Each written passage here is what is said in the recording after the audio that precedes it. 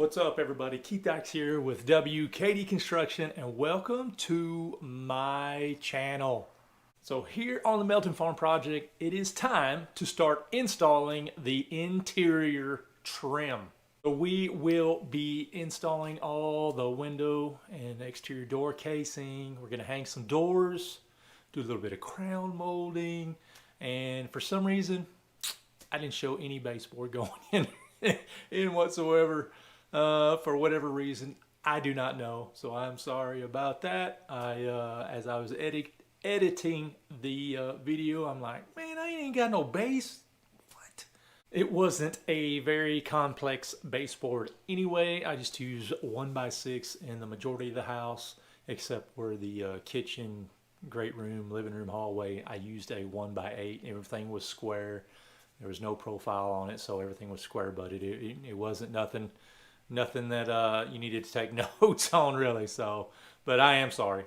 Now that we have the window shimmed where it needs to go, Steve's cutting the trim for the window, the casing.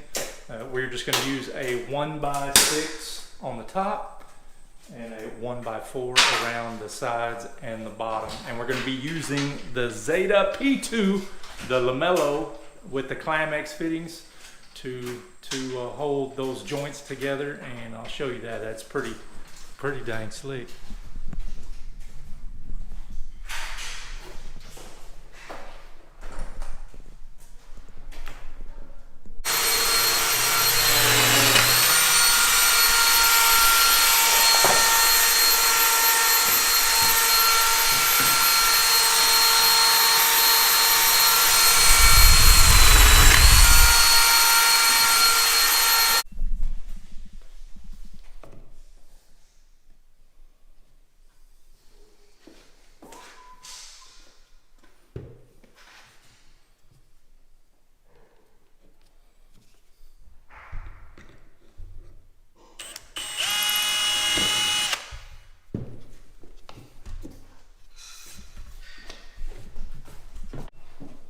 These are the Climax fittings. It's got a little Allen head there. Turn it. Now it becomes a mechanical fastening. Pretty cool. It's got a male and a female. The male goes inside slot, and that hole is for the Allen wrench. Well,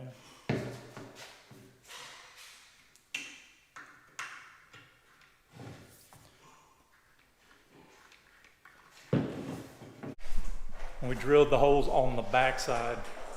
That way we won't have to worry about covering those holes up.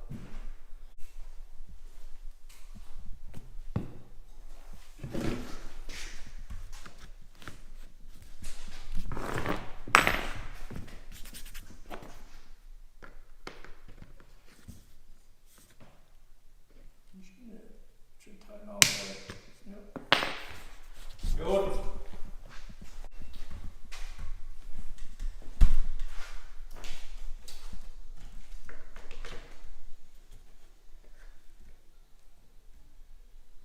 Should lock, did it lock? It was like it should stop. Oh, it didn't click. It's supposed to click? Usually kind of.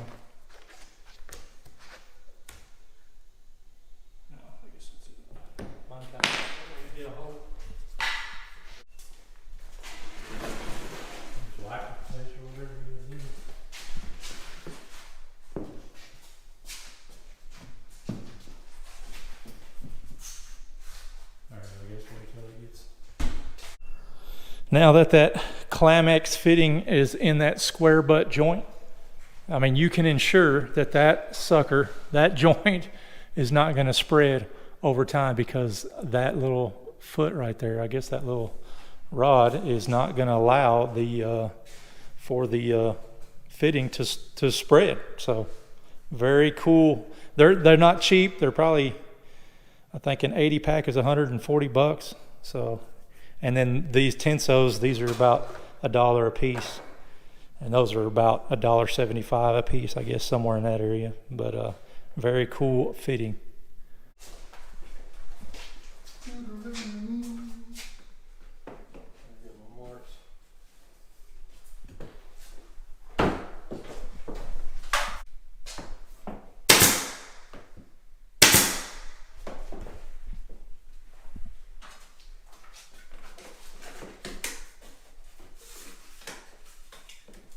You're going to have to worm it. If it needs to be wormed right there.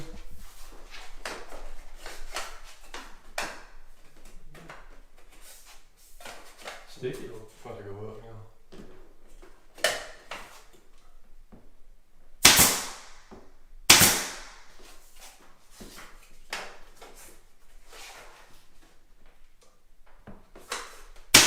Pro nailing tip.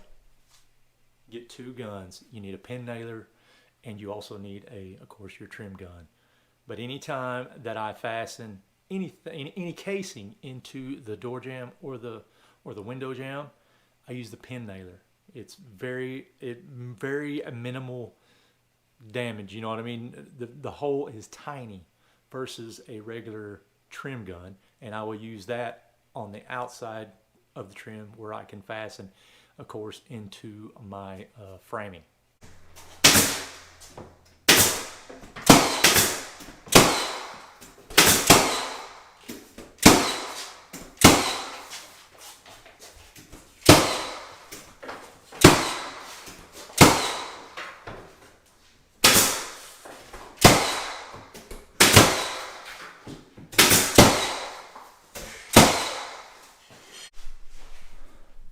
So now we have a super tight joint that won't spread over time. We're not just relying on nails. We actually have a fastener to hold the joint together with the Lamello Clamex P14 biscuit, or whatever you want to call it. I don't even know what they're actually called, but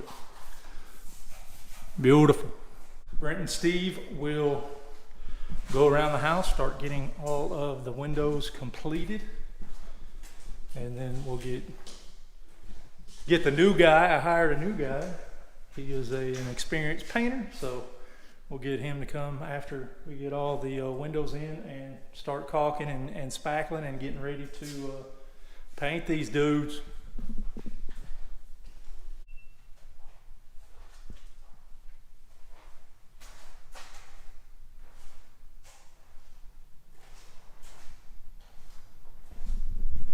So we have all of the windows are done. We like that exterior door and that exterior door. Put the casing on in the morning, then we'll start installing the interior doors. So we'll get that going, get them. We should have most of them up tomorrow and start casing them out. So we should have a pretty good showing this week of a lot of the interior stuff. I know Miss Susan will be ready for it. She's getting excited, but she's ready to move in. I'm ready to be done and move on to the next one, but hey, it takes what it takes. A lot of people ask me when we're going to be done. I don't know. I don't ever build the same house twice. I mean, every house is different. You run into different situations, and so I just don't have a concrete timetable to give anybody. It just takes what it takes. If you want me to build the house, then it's going to take what it takes. And when you install any type of casing or baseboard, any trim that you can actually touch or take some abuse, use primed wood. This is finger jointed primed wood. MDF just doesn't hold up. I used to use it on my baseboard stuff and the trim, but man, you knock something over, hit it, it dents up, it chips off, it flakes off. So go with the primed wood. So we got our door openings, rough openings ready for our interior doors. These are solid core doors, which is an upgrade from of course, a hollow core door. Hollow core door is a lot more lightweight. This is a little better for sound, and just feels heavier. Feels like a a better door. We got a few doors installed.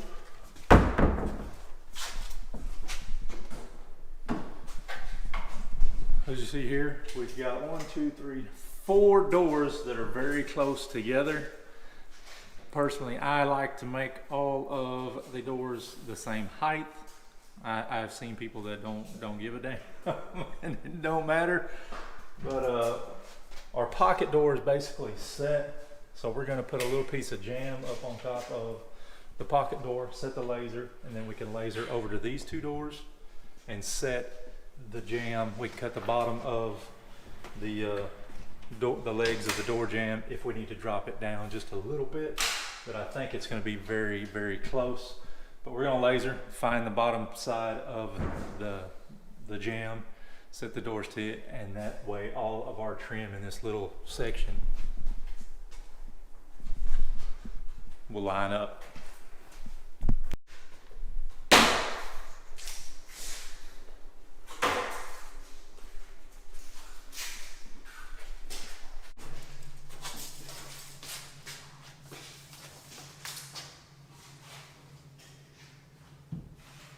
Probably do 80 3/4, give you a little slack. That's the bottom of the jam on the top. From the bottom side of the jam, yeah.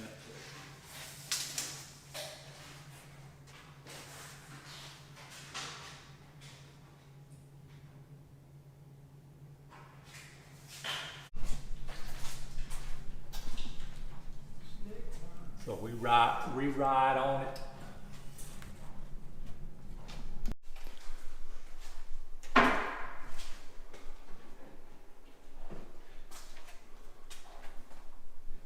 Now we can ensure that our trim on the top will match up with all these doors and look like we knew what was going on.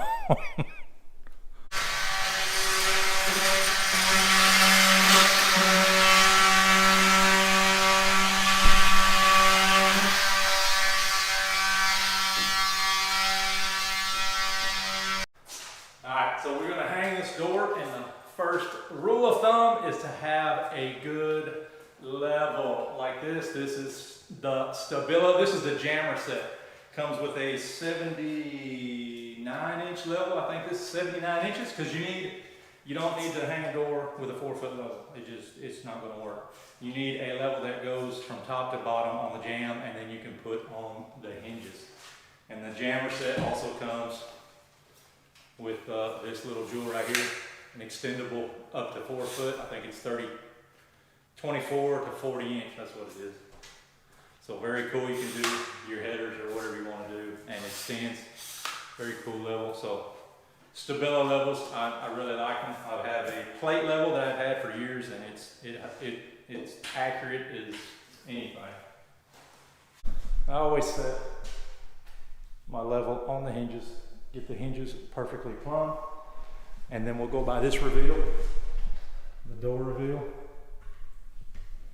and we'll make sure that's same from top to bottom, and then we'll know that this is the hinge side. The hinge side is perfectly plumb, and then we will shim the top and the side to the door. Let me show you.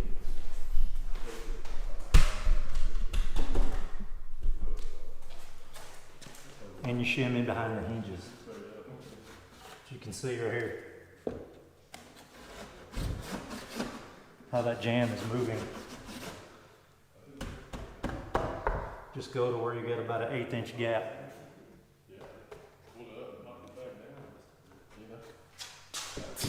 All right, nail the middle there. What hurt was like 2 months afterwards.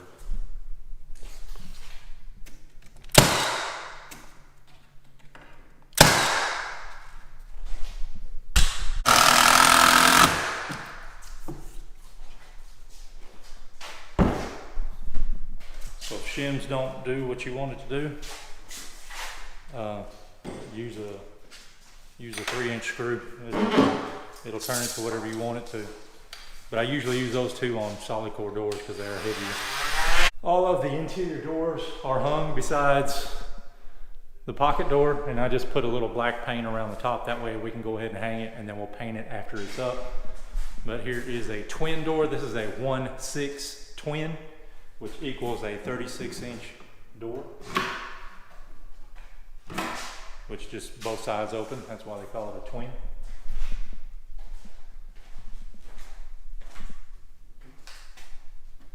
These are gelled wind doors, and I hadn't been real happy with them. Could you try again? Hold on, Siri. These are gelled wind doors, and the quality is it hadn't been there, Bill. Like this right here, a lot of the jam.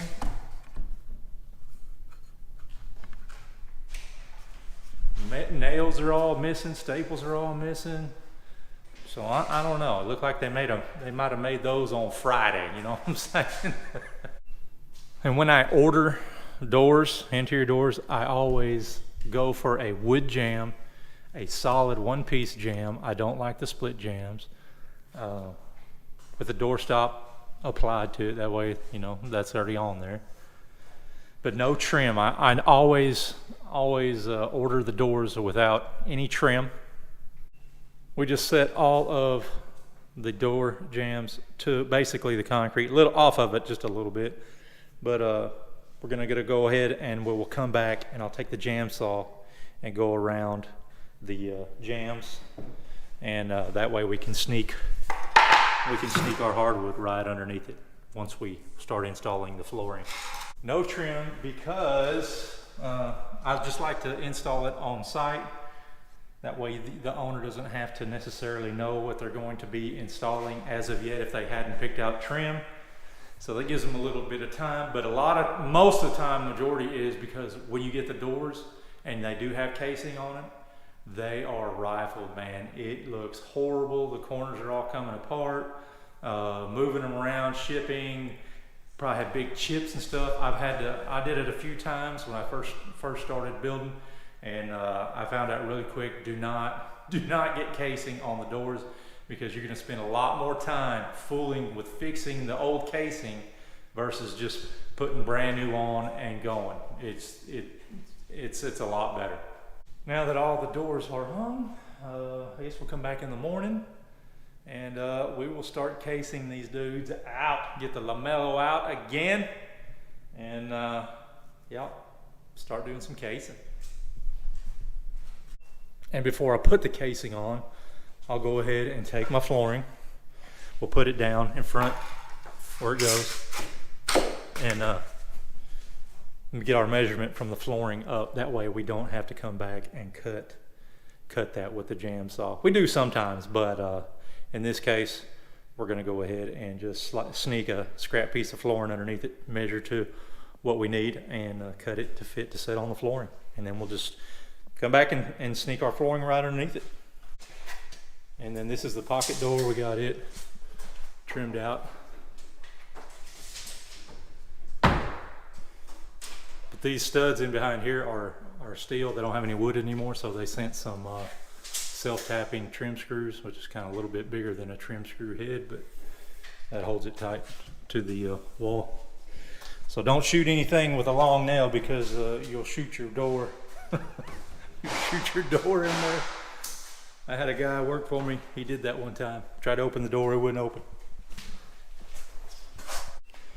Like I said, I am not a fan of MDF molding trim at all, except if it's going to be high up in the sky where you can't really damage it. So this is 5 1/4 Cove Crown, which is MDF, but it's okay. Like I said, as long as it doesn't take any abuse, if it's just going to be sitting there up in the ceiling, it's fine. But anything down low that could potentially be run into or whatever, definitely don't use MDF. Plus, sitting close to the floor and water and everything, it just does not do well at all. And the best way to install your crown molding in your corners is a cope joint. Cope joint is usually the more forgiving joint, instead of trying to miter it. If you try to miter it, the corner, it's just a little it's a little harder to line up a miter versus a cope. That is a coped corner. This one runs square to the wall. This piece runs long. I always I start at one side. I'm stronger to cope on the right side. So I'll cope that joint. This one will run long into the wall. Then this one gets coped. Then it runs long on that end. So, but that is a cope joint. And it's actually quicker and easier to cope versus trying to line up a miter. Even on my baseboard, I will cope them as well. So there is what the cope looks like. You'll have a square edge on the bottom and then a little notch on the top. You basically just back bevel it onto itself pretty sharp. So we have all of the crown molding installed except right here in the kitchen. And then right here, we had to build a fireplace. Miss Susan wanted to install a fireplace and a TV up above it. So we've got the framed opening for it. It's going to be a linear gas fireplace, a vent-free, ventless. And so the burner is going to be about 12 inches tall, 48 inches wide, right in the middle, put some stone around it. We're going to do shiplap up on top. So that's what the guys are getting ready to do. I painted the shiplap yesterday. We're gonna do black. Be sure to paint all the nooks and crannies in the shiplap, because once you install it and it expands and contracts over the seasons, especially here in Tennessee, you will see whatever's not painted. So don't try to put it up and paint it, especially if you're doing a really dark color, because white's going to show through. Most times it's going to come pre-primed white anyway, but yeah, just be sure to pre-paint it.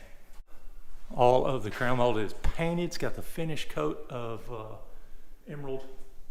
I guess that is a semi-gloss. It's a semi-gloss, but you can kind of see the sheen in it. Looks really good. We got to put one more coat of paint on the walls, but we're gonna get this on, and then the crown will actually just continue around the fireplace there. All right, y'all, that was it. That was my video on the interior trim here at the Melton Farm project. Y'all be sure to come back and watch, because we still got a lot of quality, good, just pretty good stuff that we haven't really even touched on. A lot of detail stuff. We got to do some faux beams. We're gonna really do a really bang up nice job on the interior of the garage. We may do that next week.